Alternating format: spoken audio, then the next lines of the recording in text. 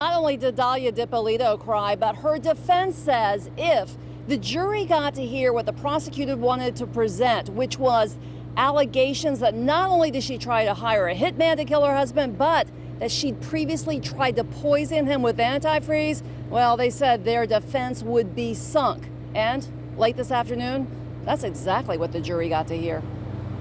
Prosecutors dropped the bomb before informant Mohammed Shahade testified. They were going to ask him about the time Dalia Dippolito tried to poison her husband's iced tea with antifreeze.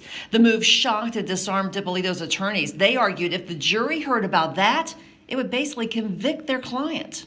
It's simply, in our opinion, an attempt to demonize Ms. Dippolito. They want that jury to go back there and deliberate, not about the police misconduct, but they want the jury to get back there and say, I can't stand that woman.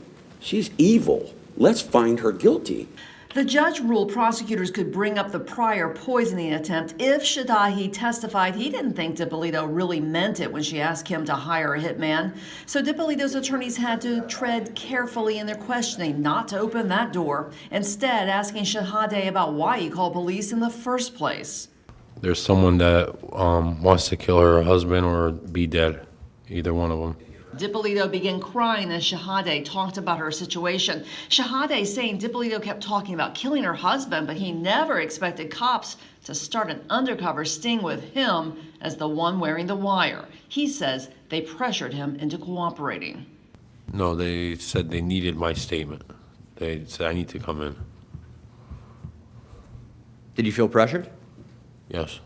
But prosecutors asked Shahade, wasn't it true that police were acting on information he gave them?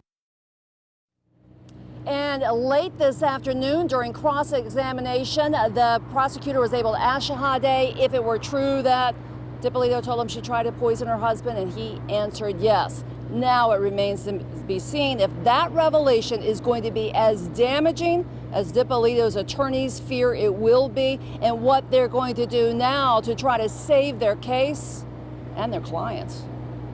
Live in West Palm Beach, I'm Terry Parker, WPBF 25 News.